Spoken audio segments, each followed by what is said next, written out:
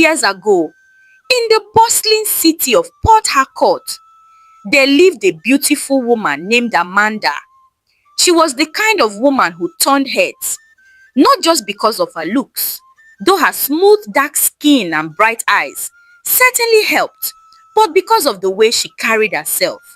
There was a gentleness about Amanda, a quiet grace that made even strangers feel at ease in her presence. She was hardworking, dedicated, and above all else, she valued family more than anything in the world. From the time Amanda was a young girl, running around her mother's compound in Port Harcourt, she had always been the peacemaker. When her three older brothers fought over who would use the bathroom first, it was Amanda who would negotiate a schedule. When her mother was tired from selling goods at the market, it was little Amanda who would massage her feet and sing to her. Family was everything to Amanda. It was her foundation, her joy, her entire world. As she grew older, Amanda's dreams took shape with beautiful clarity. She would become a nurse, a healer, someone who brought comfort to the sick and hope to the dying. She would marry a good man, a God-fearing man who would cherish her. They would have children together, raise them properly, and build a life filled with love and laughter. It was a simple dream perhaps, but it was hers, and she had protected it in her heart like a precious jewel. And all for a sweet, beautiful season of her life, that dream came true. Amanda met Chukwudi at a wedding in Port Harcourt. She was 24, fresh from nursing school, her certificate still smelling of new ink. He was 27, a civil engineer with a good job and an even better smile. When their eyes met across the dance floor, her in a borrowed aso-ebi, him in a well-fitted suit, something clicked into place. Chukwudi was everything Amanda had prayed for. He was kind, hardworking, and he made her laugh until her stomach hurt. When he came to meet her family with his people, bearing bottles of hot drinks and kola nuts, Amanda's mother had whispered to her, "This one is a good man, my daughter. Hold him tight." And she did. They married in a beautiful ceremony that had the whole neighborhood talking for weeks. Their first home was a small two-bedroom flat in Rumola. It wasn't much, but to Amanda, it was paradise. When Amanda got pregnant with their first child, Chukwudi had danced around their tiny living room like a madman, singing off key and making her laugh so hard she worried for the baby. 9 months later, they welcomed Amara into the world. A beautiful baby girl with her mother's eyes and her father's smile. 18 months after that came Chidi, a boisterous little boy who never stopped moving, never stopped babbling, never stopped filling their home with his baby noises and joy. Life was good. No, life was perfect. Amanda worked at the University of Port Harcourt Teaching Hospital, doing double shifts when necessary. Chukwudi's engineering firm was doing well, and they had started saving for a bigger place. They had dreams, they had plans, they had each other. And then, on one ordinary Tuesday morning that started like any other, Amanda's entire world shattered into a million irreparable pieces. The phone call came while she was at work. It was Chukwudi's colleague, his voice shaking. "Amanda, there's been an accident on site. Chukwudi, the building, it collapsed. Amanda, I'm so sorry. He didn't make it." The funeral was the worst week of Amanda's life. She moved through it like a ghost, holding 3-year-old Amara's hand on one side and carrying 18-month-old Chidi on her hip, both children too young to fully understand why daddy wasn't coming home anymore. What came after the funeral was somehow even worse. Chukwudi's family descended on their flat like a swarm of locusts. His two older brothers, his uncle, his cousins, people Amanda barely knew, came with trucks and began loading up everything. The television, the sofa, his clothes, his tools, even the children's toys. "We are taking what belongs to our family," Chukwudi's eldest brother said flatly. "But this is our home. These are our things. Our brother is dead. According to custom, his properties returned to his family. You are just a woman. You have no claim here. They took everything. The bank account, the land they'd bought in Eliozu, even Chukwudi's car. When Amanda begged Chukwudi's mother for help, the woman looked down at her with eyes as cold as stone. My son is dead because he was working himself to death, trying to provide for you and your children. Now he is gone, and you want to take from us too? You are young. You will marry again. These children are your responsibility now, not ours."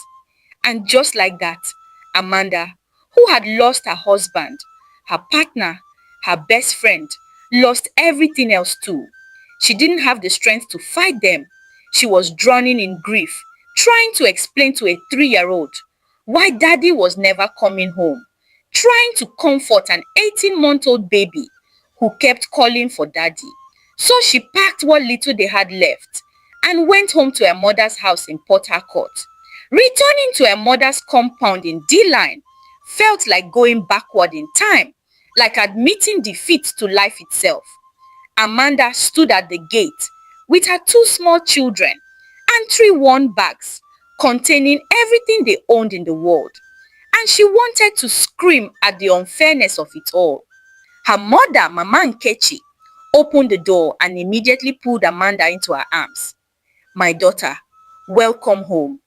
Those 2 words broke something inside Amanda, and she finally wept openly. Living in her mother's house presented new challenges. First, there were her 3 older brothers. Chike, the eldest at 40, had never quite found his footing in life.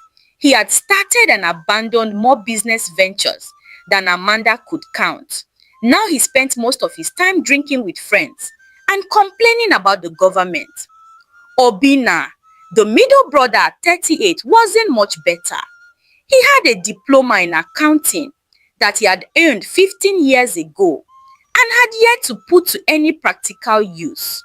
He lived in their mother's house, ate their mother's food, and spent whatever money he could beg or borrow on sports betting. Emeka, the youngest of the brothers at 35, just 3 years older than Amanda, was perhaps the most frustrating of all. He had potential. Everyone said so. He was handsome, charming, but he wanted everything without working for anything. All 3 brothers still lived at home with Mama Nkechi, who was 65 and long retired from her job as a primary school teacher. Her pension was barely enough to feed 1 person, let alone 6 adults and 2 small children, which meant that the burden of survival fell squarely on Amanda's shoulders. Within a week of moving back home, Amanda had started working again. She got her old job back at the University of Port Harcourt Teaching Hospital. But one nursing job wasn't enough. So Amanda picked up extra shifts, worked weekends at a private clinic in GRA, took on home nursing jobs, signed up with an agency that provided medical services for parties and events. She worked morning, noon and night. She worked until her feet ached and her eyes burned with exhaustion. She worked until she forgot what it felt like to rest. And she did it all for Amara and Chidi, her babies, her reason for breathing. But caring for such young children while working multiple jobs was nearly impossible. Amara, at just 3 years old, needed constant attention. Chidi, Still a baby at 18 months, needed even more. Her mother helped where she could, watching the children when Amanda had to work. But Mama Nkechi was getting older, and she didn't have the energy to truly care for an energetic 3-year-old and an active toddler. As for her brothers, they were worse than useless. They would promise to watch the children and then disappear. This was her life now. Wake up, work, sleep, repeat. No joy, no hope, just the grinding, relentless burden of survival. Until one ordinary afternoon, when everything changed. Amanda was sitting in the hospital break room during her lunch break, mindlessly scrolling through her phone. Her old university WhatsApp group was active, former classmates sharing updates about their lives. But today, a message caught her eye. It was from Blessing, her former roommate from nursing school. Attention everyone! My company in the UK is recruiting qualified nurses. They are looking for experienced professionals willing to relocate. The package is very good. They cover relocation costs, help with visa processing, provide accommodation for the first month. If anyone is interested or knows someone who might be, please DM me ASAP. Amanda stared at the message for a long moment, her heart suddenly pounding. The UK, a job abroad, a chance to earn real money, to give her children the life they deserved. Her fingers trembled as she typed a private message to Blessing. The response came almost immediately. Amanda, oh my God, babe, how are you? I heard about Chukudi. I'm so sorry. Listen, this job would be perfect for you. The pay is amazing. You'll earn more in 1 month than you make there in 6. Let me send you the application form. That night, after the children were asleep, Amanda sat at the small table in their room and filled out the application. She attached her credentials, wrote a cover letter explaining her situation, and then she prayed. She pressed send and tried not to hope too much. 3 weeks later, Amanda received an email that made her hands shake so violently she nearly dropped her phone. She had gotten the job in the UK, the job that could change everything. The next few weeks were a whirlwind of paperwork, medical examinations, visa applications, and preparations. Blessing walked her through every step. The company was as good as promised. They covered her visa fees, her flight ticket, even arranged temporary accommodation. But there was one massive, heartbreaking problem. They would only sponsor her, just her, not her children. Amanda, Blessing explained gently over the phone. I know this is hard, but the initial contract is just for you. Once you're there and settled, once you've been working for 6 months to a year, you can apply to bring the children over. But for now, you have to go alone. Alone. Without Amara and Chidi. The thought made Amanda physically ill. How could she leave her babies? Amara was only 3 years old, and Chidi, at just 18 months, was still a baby. But then she looked at their worn clothes, at the way they were sharing one small bed in a cramped room, at how she struggled to afford even basic things for them. This job was their ticket out. This job could give them everything they deserved, but it would require the hardest sacrifice she had ever made. Amanda discussed it with her mother one evening after the children had gone to bed. Mama, I got the job in the UK. Mama Nkechi's face lit up. Ah, my daughter, that is wonderful news. Yes, Mama, but I can only go alone. The company won't sponsor the children. Not yet. I would have to leave Amara and Chidi here. Her mother reached across and took Amanda's hand. My daughter, I know this is painful, but sometimes we must make hard choices for a better future. You go to the UK, work hard, save money, and then you bring the children. I will take care of them. They are my grandchildren. I love them as if they are my own. Amanda wanted to believe her.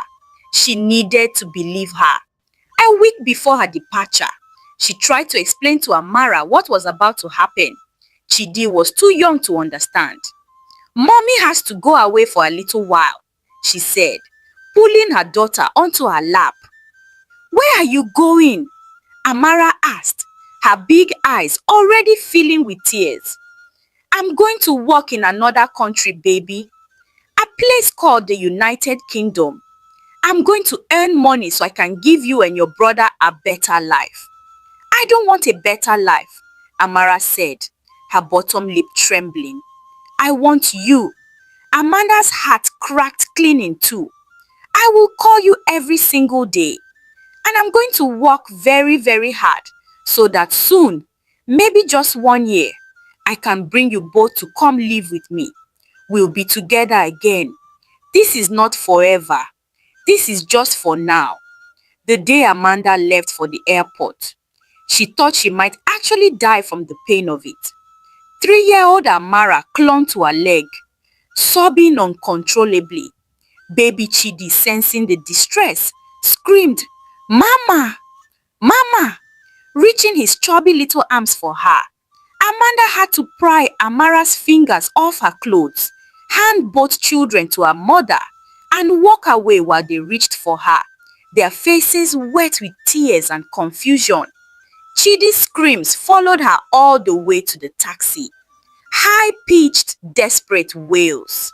She made it to the taxi, closed the door, and then broke down completely. As the taxi pulled away from the compound, she looked back one last time and saw her children in the doorway, still crying, still reaching for her. It was the worst moment of Amanda's life. On the plane to London, as Port Harcourt disappeared beneath the clouds, Amanda made herself a promise. She would work harder than she had ever worked before. She would save every penny. She would do whatever it took to bring her children to her as quickly as possible. 1 year, just 1 year, and then they would be together again. Manchester was cold, not just the weather, though that was shockingly cold, but everything about it felt cold and foreign and lonely. Amanda threw herself into work with an intensity that surprised even her supervisors at St. Mary's Hospital. She worked every shift they would give her. When other nurses complained about weekend duty, Amanda volunteered. When someone needed to cover a night shift, Amanda's hand was the first up. "Don't you ever rest?" her colleague Jenny asked her one day. "I can rest later," Amanda replied. "Right now, I have to work," because every pound she earned was for Amara and Chidi. She lived in the cheapest accommodation she could find, bought her clothes from charity shops, ate the cheapest food possible. She never went out, never treated herself, never spent a penny more than absolutely necessary, and she sent everything back to Port Harcourt. Every 2 weeks, Amanda would transfer money to her mother's account. Money for food, money for clothes, money for diapers for Chidi, money for medical care, money for anything and everything the children might need. "Mama, did you get the money I sent?" she would ask on their video calls. "Yes, my daughter. I got it. The children are doing well. Can I see them?" And then Amara and Chidi would appear on the screen, and Amanda's heart would nearly burst from missing them. "Mommy!" Amara would shout. "Mama!" Chidi would echo, though his words were still baby talk. "My babies! How are you? Are you eating well?" "Yes, Mommy," Amara would say. But something in her eyes always looked sad. Little Chidi would just stare at the screen, confused, sometimes reaching out to touch the phone, as if trying to touch his mother's face. It tore Amanda apart every single time. After 4 months of working day and night, Amanda had saved a considerable amount. Her original plan had been to bring the children over as soon as possible, but then her mother had called with advice that seemed to make sense. "Amanda, my daughter, listen to me. Before you bring those children here, you need to have something. You need to have a foundation in Nigeria. What if something happens?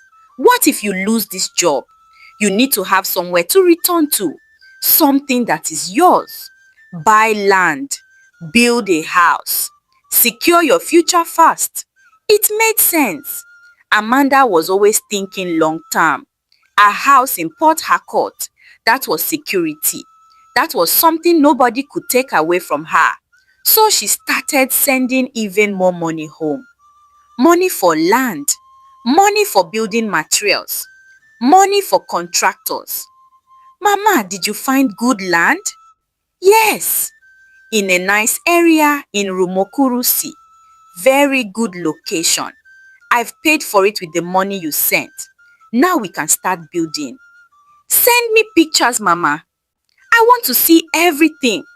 And her mother would send pictures. Photos of a cleared plot of land. Photos of foundation work beginning. Photos of blocks being laid. Cement being poured. Walls rising from the ground. Amanda would look at these photos late at night in her cold room in Manchester and feel a warm glow of accomplishment. This was her house, built with her sweat, her sacrifice, her blood. This was her children's inheritance. She worked even harder. She picked up a second job at a nursing home. She took on private nursing gigs. There were days when she worked 18, 20 hours straight, snatching sleep whenever she could, living on coffee and determination. Her body ached constantly. She lost weight because she barely had time to eat properly.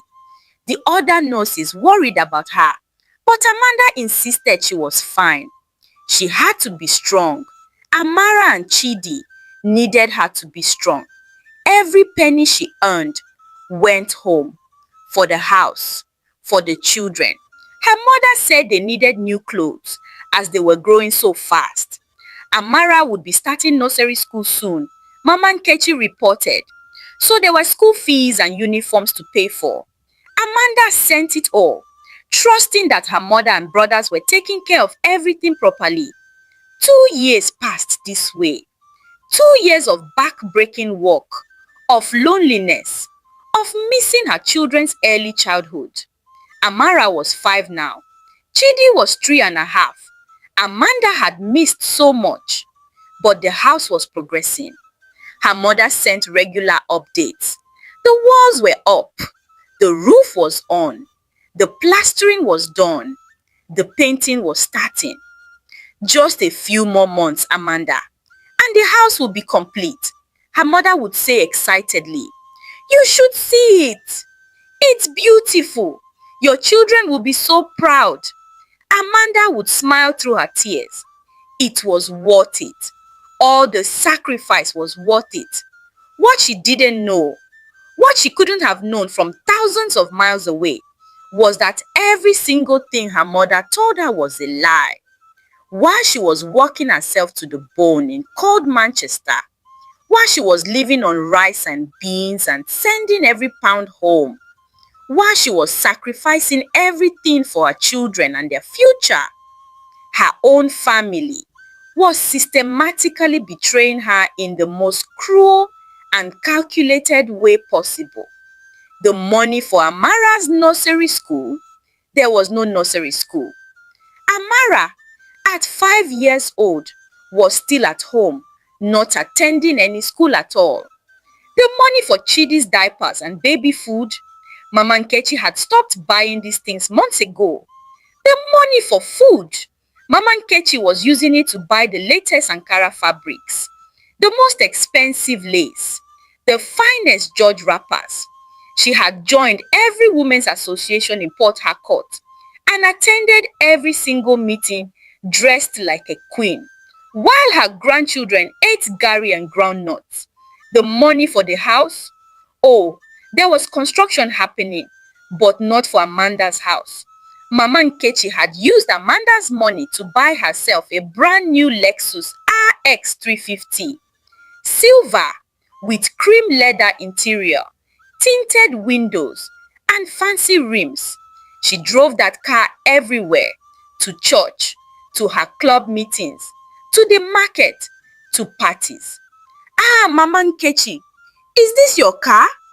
Oh, Mama Nkechi would say with a satisfied smile. My daughter in the UK is doing very well. She takes care of her mother. As for Amanda's three brothers, they were having the time of their lives on their sister's money. Chike opened a beer parlor near Stadium Road, fully stocked with imported drinks, furnished with comfortable chairs and tables, equipped with a big screen TV. Most days, he sat there drinking with his friends, giving them free drinks, acting like a big man while the business suffered. Obina bought flashy clothes, gold chains, expensive shoes. He moved from sports betting to clubbing, becoming a regular at the hottest spots in Port Harcourt, buying bottles for women, living large on his sister's sacrifice. But Emeka was the worst of them all. When Emeka said he wanted to get married, Mama Nkechi didn't even hesitate. Don't worry, my son. We will give you the wedding of the century. And they did, using Amanda's money that was supposed to be building a house for her children. They threw a wedding that became the talk of Port Harcourt for months. The traditional marriage alone cost over 3 million naira. They rented the biggest hall in GRA, had a live band flown in from Lagos, printed expensive invitation cards with gold embossing. Mama Nkechi herself wore lace that cost 500,000 naira. The white wedding 2 weeks later was even more extravagant. 7-tier cake, luxury cars for the bridal train, champagne flowing like water, every type of food imaginable. People talked about Emeka's wedding for months. That family knows how to celebrate. What nobody knew was that the entire thing was funded by a woman working herself to death in the UK. A woman who thought her family was building her house. A woman who thought her children were being cared for. Meanwhile, those same children she was working for were being treated worse than housemates. The fancy clothes Amanda saw them wearing in video calls. There was a specific set of outfits that Mama Nkechi kept locked in a wardrobe, only to be brought out when their mother called. As soon as the call ended, those clothes were stripped off and carefully folded back into storage. The rest of the time, Amara and Chidi wore rags, faded torn clothes that were hand-me-downs or picked from bend-down select. Neither child had proper shoes. They were hungry, constantly, desperately hungry. Mama Nkechi would cook elaborate meals for herself and her sons. The children got the remnants, the scraps, sometimes just soup water poured over garri with no meat at all. There were days when Mama Nkechi was attending parties and she would completely forget to leave food for the children. 5-year-old Amara would have to knock on neighbors' doors and beg, "Please, auntie, do you have small food? We have not eaten since yesterday." The neighbors would look at this small girl and feel anger and pity. They knew her mother was abroad sending money. They knew her grandmother was driving a Lexus. And yet these children were begging for food. Mrs. Okonkwo, a kind neighbor who lived 3 houses down, would often feed them. When she tried to raise the issue with Mama Nkechi, she was nearly attacked. "Are you trying to tell me how to raise my own grandchildren? You people are just jealous." The truth was, everyone in the neighborhood saw what was happening. They whispered about it, shook their heads in disapproval. But in Nigerian culture, Who challenges a mother about how she treats her grandchildren? So people watched and whispered and did nothing substantial, except for one person. There was a young woman named Ngozi who worked as a housemaid for Mama Nkechi. She was barely 20 years old, sent from her village to work in the city. Mama Nkechi paid her almost nothing, just 5,000 naira a month. And Ngozi loved those children. She would sneak them extra food, bathe them properly, play with them. She would tell them stories at night when they couldn't sleep because they missed their mother. She would hold little Chidi when he woke up crying, "Mama, Mama." Ngozi saw everything. She saw how the money meant for the children went to buy Mama Nkechi's expensive wigs, designer handbags. She saw how construction materials for the house went to renovate the beer parlor or furnish Emeka's new home.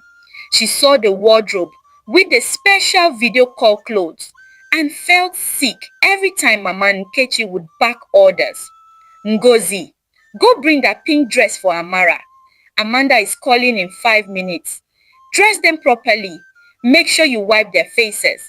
Ngozi would dress the children like dolls, clean their faces, apply cream, brush their hair, put them in expensive outfits they never otherwise wore, and they would sit there on the video call, coached on what to say. "Yes, mommy, we are eating well. Yes, mommy, grandma takes good care of us. Yes, mommy, I'm learning a lot in school." All lies, all carefully rehearsed lies. As soon as the call ended, Mama Nkechi would snap. "Ngozi, remove those clothes now. Fold them and put them back. Lock it." The transformation was instant. Beautiful clothes came off, replaced by rags. Ngozi's conscience was eating her alive. She wanted to scream the truth, to find a way to contact Amanda and tell her everything. But she had no phone, no money, didn't know Amanda's number. Until one day, she couldn't take it anymore. It was a Tuesday afternoon. Mama Nkechi was preparing to go to yet another party, wearing a new George wrapper that cost 85,000 naira. Little Chidi was crying because he was hungry. He was pulling at her wrapper. "Get away from me!" Mama Nkechi pushed him away roughly. The little boy stumbled and fell, hitting his head on the kitchen counter. He started wailing, blood trickling from a small cut on his forehead. "Ngozi, come and carry this useless child away from me." Ngozi picked up Chidi, who was screaming, "Mama, he is bleeding. He needs to go to clinic." "For a small scratch, just clean it." Ngozi cleaned Chidi's wound with shaking hands. Then she found her courage. "Mama, the children need to eat. Should I prepare something?" "Prepare what?" "There is no food in the house." "But Mama, you will come back late."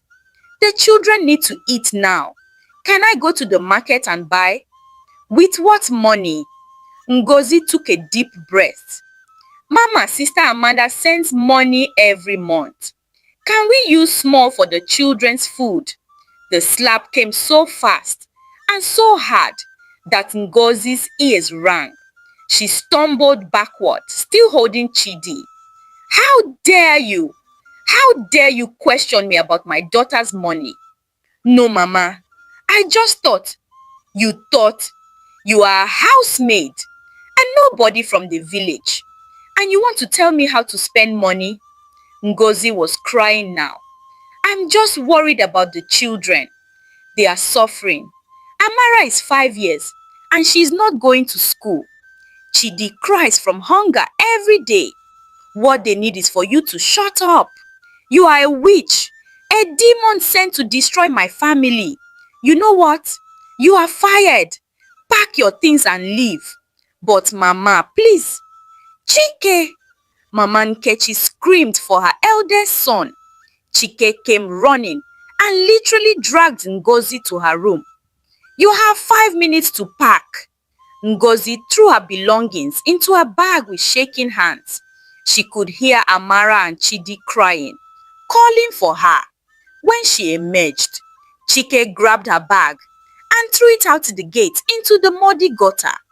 "Don't ever come back here." Ngozi looked past Chike and saw Amara and Chidi in the doorway, both crying, reaching for her. "Ngozi! Ngozi! Don't go!" Amara was screaming, but there was nothing she could do. She gathered her wet clothes from the gutter and walked away, her heart shattered, knowing she was leaving those innocent children in the hands of people who cared nothing for them. Inside, Mama Nkechi called her sons for a meeting. "That girl almost ruined everything. We have to be more careful.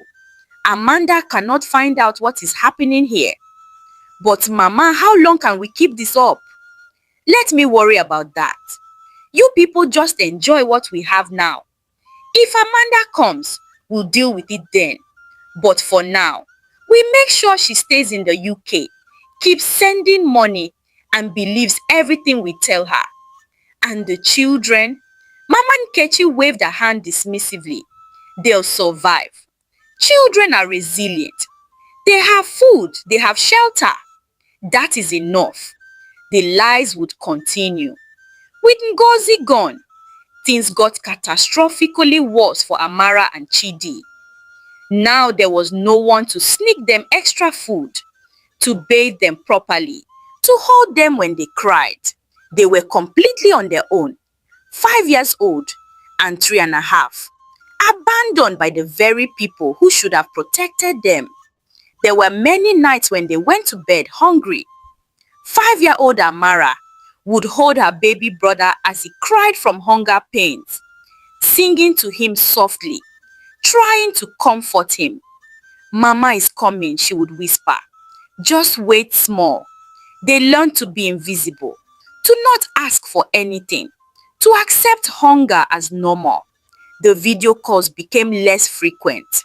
Sometimes Mama Nkechi would claim the phone was spoiled. Sometimes she would say Amanda called when they were asleep.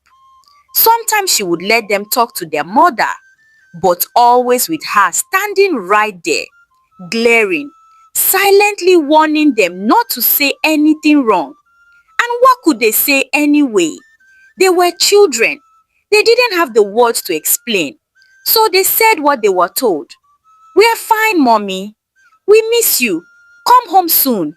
And Amanda, working her 3rd shift in a row in Manchester, would look at their faces on her phone screen and ache with missing them. But she would also feel relieved that they seemed okay. She had no idea at all, until Mrs. Okonkwo decided she couldn't stay silent anymore. Mrs. Okonkwo had known Amanda since she was a little girl. She had attended Amanda's wedding, had cried at Chukwudi's funeral, had waved goodbye when Amanda left for the UK. And now, watching those precious children being treated like trash while their mother worked herself to death abroad, Mrs. Okonkwo couldn't stay silent anymore. She had to find Amanda. She had to tell her the truth. The problem was, Mama Nkechi had always been very protective of her daughter's contact information. But Mrs. Okonkwo was determined. She started with Facebook. It took her days of searching. She wasn't very good with technology, so she had to ask her teenage daughter to help. They searched. Amanda Okafor UK. Hundreds of results. Amanda Okafor knows Manchester. Still dozens. They scrolled through profiles for over a week. Finally, her daughter found it. "Mama, look, this one is a nurse, and the location says Manchester." Mrs. Okonkwo looked at the screen, and her heart leaped. "That's her! That's Amanda!" Her hands trembled as she dictated the message. "Dear Amanda, this is Mrs. Okonkwo from Port Harcourt, D-Line. I am your mother's neighbor. Amanda, I am very sorry to disturb you, but I must speak the truth. Your children, Amara and Chidi, They are suffering. They are not being taken care of properly. Please, I am begging you. Come home and see for yourself. Things are not how they seem. Your children need you. May God guide you. Mrs. Okonkwo. Her daughter clicked send. In Manchester, Amanda was in the middle of a double shift when her phone buzzed. She almost ignored it, but something made her open it. She read Mrs. Okonkwo's message once, twice, 3 times. Your children are suffering. Amanda's first reaction was anger. This was just gossip, surely. Her mother sent photos all the time. The children looked fine, but her finger hovered over the delete button. Something stopped her. Maybe it was the formal tone. Maybe it was that Mrs. Okonkwo had taken the time to find her. Maybe it was the small voice she'd been suppressing for months. Something is wrong. She saved the message. The next day, she showed it to Jenny. Look at this. Someone from home saying my children are suffering. It's nonsense, right? Jenny read it carefully. Are you sure it's nonsense? Of course. My mother sends updates. Amanda, when was the last time you actually went home? Saw your children in person? 2 years ago, but 2 years is a long time. And this woman, she's not some random stranger. She's someone who cares enough to find you and warn you. That night, Amanda couldn't sleep. She thought about the video calls, really thought about them, how they'd gotten shorter, how the children looked different, thinner, how Amara had become so quiet, how Chidi at 3.5 still wasn't speaking properly, how the background never changed, how the house construction photos seemed off. All these little red flags she'd been ignoring. By morning, her decision was made. She booked a flight to Nigeria. She told no one. The flight felt endless. Lagos, then Port Harcourt. By the time she landed, it was Thursday afternoon. She got a taxi straight to her mother's house. As the taxi turned onto the street, Amanda leaned forward, searching for her children. And then she saw them. 2 small children sitting on the ground outside the compound gate, next to the gutter. One was a little girl in a dress so faded and torn, Amanda couldn't tell its original color. Her hair was matted, uncombed. The other was a smaller boy, barefoot, in clothes held together with safety pins. Both were painfully thin. They weren't playing, just sitting, watching other children. Their expressions empty. They looked like street children. Then the girl turned her head. Amara, stop the car! Amanda ran. Amara! Chidi! The children looked up, confused. Then Amara's eyes went wide. Mama! Mama! Chidi screamed and scrambled to his feet. They both launched themselves at her, and Amanda fell to her knees on the dirty street, catching them in her arms. She pulled them close, and that's when she felt it. Felt how thin they were, how their ribs jutted out, how light they felt. My babies, Amanda sobbed. What happened to you? They were both crying, clutching at her clothes. You came back, Amara kept saying. You really came back. I thought you forgot about us. Mama! Mama! Chidi was just repeating her name over and over, his small hands patting her face. Amanda pulled back to look at them properly, and her heart shattered. Chidi had a scar on his forehead she'd never seen before. Amara's arms were like sticks, her collarbones visible. Both children's lips were cracked, their skin ashy, their eyes haunted. Where are your shoes? Amanda asked Chidi, looking at his bare, cut feet. They spoiled, Mama. Granny said there's no money for new ones. No money. When Amanda had sent thousands of pounds. Amara, where are the nice clothes I see you wearing when we video call? Amara looked down, ashamed. Granny only lets us wear them for the calls, Mama. Then we have to take them off and put them back. These are what we wear the rest of the time. The rage that filled Amanda was white hot. She stood up, taking both children by the hand, and marched through the gate into the compound. There, parked prominently, was a silver Lexus RX 350, brand new, gleaming, the kind of car that cost at least 16 million naira, her mother's car, bought with her money. Amanda walked toward the house and pushed open the door. Obina was sprawled on a brand new leather sofa with two friends. A massive flat-screen TV was on the wall. Expensive speakers pumped music. On the table were bottles of imported beer and an open bottle of Hennessy. Obina wore designer clothes, gold chains, an expensive watch. Meanwhile, her children had been sitting outside in rags, barefoot, starving. Obina looked up and his face went white. "Sister Amanda, you're here. Why didn't you tell us?" Amanda didn't answer. She couldn't. She looked around the living room. New furniture, new TV, new everything. All bought while her children starved. "Where is Mama?"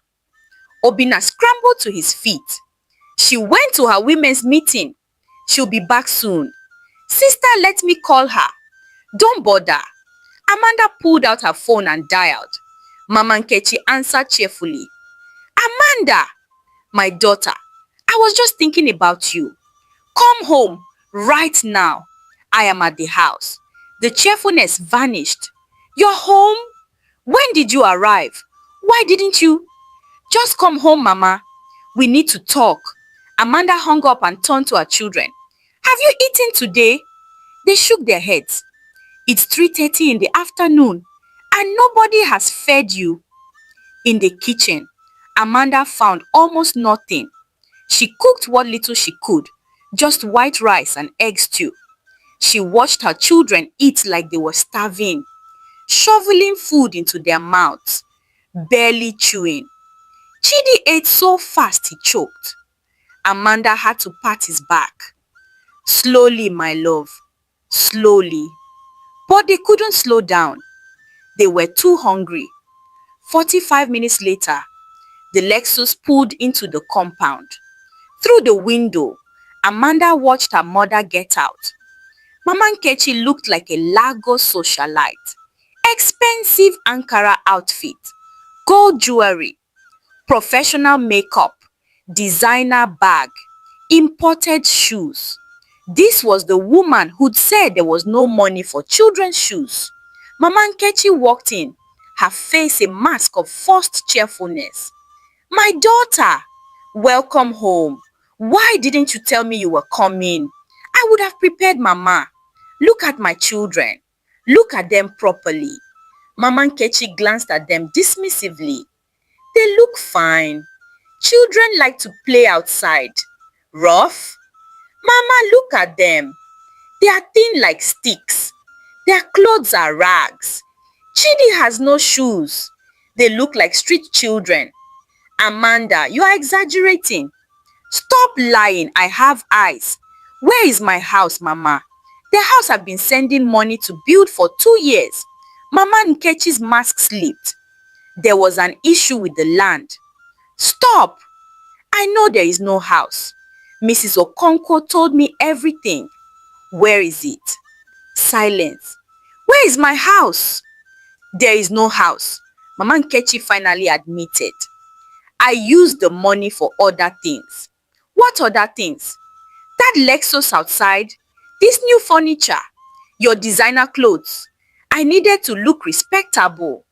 People know my daughter is abroad." "So you bought a Lexus while my children starved?" The full truth came pouring out. 5 million naira for Emeka's wedding. 16 million for the Lexus. Millions more for furniture, clothes, parties. "How much?" Amanda's voice was deadly quiet. "What? How much did you steal from me total?" 5 million for the wedding, Obina said quietly. 60 million for the Lexus. Maybe another 3 million for everything else.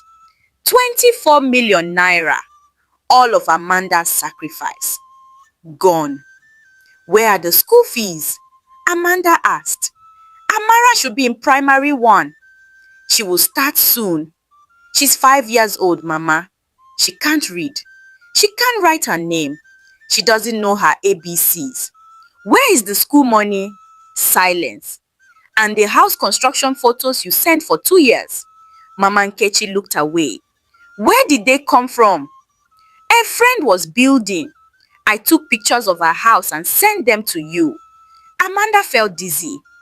You sent me photos of someone else's house for 2 years, while I walked myself sick thinking I was building something for my children.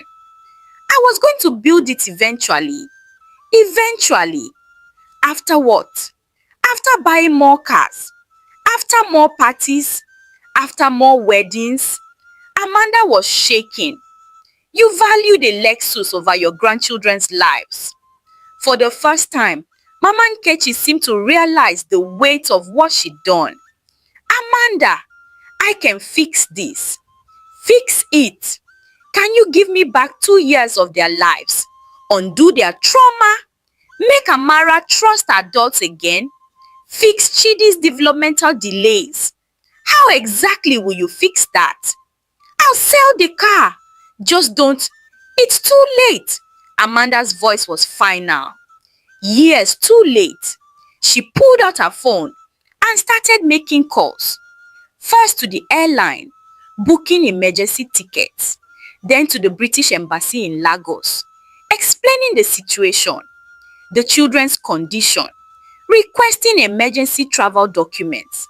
She sent photos of Amara and Chidi's malnourished bodies, their torn clothes, their haunted eyes. The embassy staff worked quickly. They would fast-track the documents. A few days. Where will you stay? Obina asked quietly. Not here. I'm not spending one more night in this house. Mama Nkechi grabbed her arm desperately. Amanda, please. They are my grandchildren. You cannot just... Amanda shook off her hand. You stopped being their grandmother the day you let them starve so you could buy a Lexus. She gathered her children and walked toward the door. Amanda! Amanda, please. Mama Nkechi followed. I'm your mother. You can't do this. Amanda stopped and turned.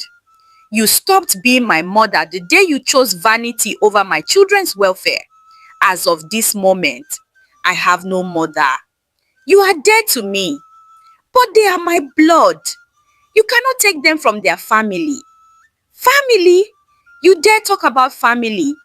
Family doesn't let children starve. Family doesn't lie and steal. You are not their family. You're just people who share our blood. And that means nothing. Amanda walked out with her children. And she didn't look back. Amanda took the children straight to a hotel near the airport. She booked a room. And once inside, she locked the door and finally allowed herself to break down completely. She held her children close while they all cried. Amara and Chidi from relief and confusion. Amanda from rage and guilt and heartbreak. I'm so sorry, she whispered to them over and over. I'm so sorry I left you.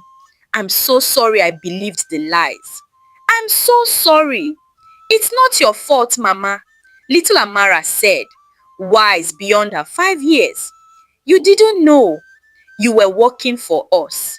Over the next 3 days, while waiting for the emergency documents, Amanda focused entirely on her children. She fed them proper meals, bought them new clothes and shoes, took them to a doctor who confirmed they were severely malnourished but would recover with proper care.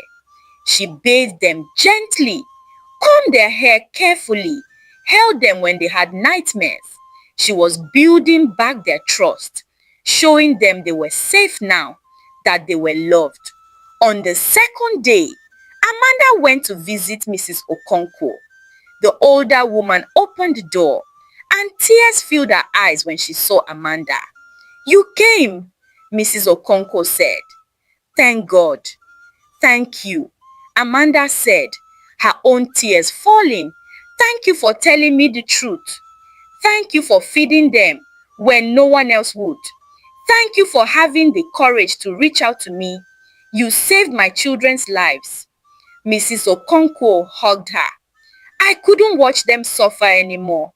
Those children deserved better. I can never repay you for what you did. You don't need to repay me. Just take care of those babies. Give them the life they deserve. That's all the thanks I need." They talked for a while, Mrs. Okonkwo filling in more details about what the children had endured.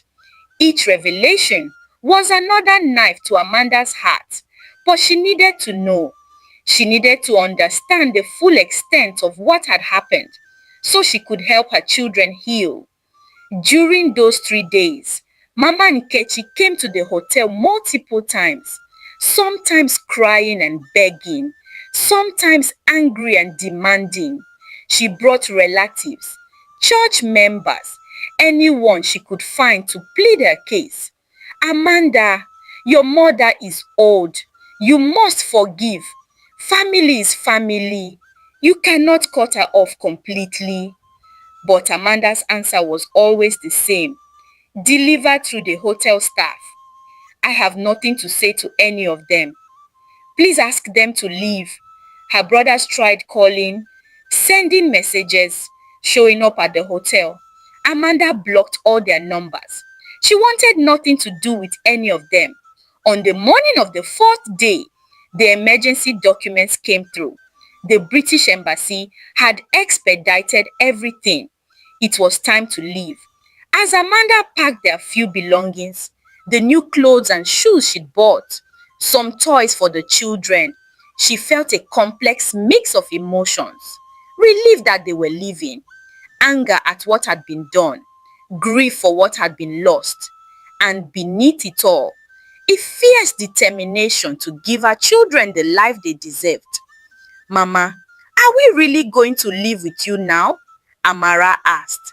"Forever, forever, my love. I will never leave you again. Never." At the airport, there was one final scene. Chike and Obina had somehow gotten there, standing near the entrance. When they saw Amanda with the children, Obina stepped forward. "Sister, please." Amanda held up her hand, stopping him. "I have nothing to say to you." "Nothing. You watched my children suffer and did nothing. You are dead to me." She walked past them without another word. On the plane, as it lifted off from Port Harcourt, as Nigeria fell away beneath the clouds, Amanda held her children close. Amara was pressed against the window, watching her country disappear below. "Are we ever coming back, Mama?" Amanda thought about it. Port Harcourt was where she'd been born, where she'd met Chukudi, where her happiest memories lived. It was also where she'd been betrayed by the people she trusted most. "Maybe someday," she said finally, "when you're older, when you're healed. But for now, we're going home, to Manchester, to our new life." "Will we be happy there?" Chidi asked. Amanda looked at her children, her poor, traumatized, beautiful children who had survived so much, and felt something she hadn't felt in a long time. Hope. "Yes, my love. We will be happy. It might take time, but we'll be together, and we'll be safe, and eventually we'll be happy." As the plane soared through the sky, Amanda made a silent vow. She would never trust blindly again. She would never let anyone hurt her children again. But more than that, she would build them a life worth living. A life filled with love and security. The betrayal had been devastating.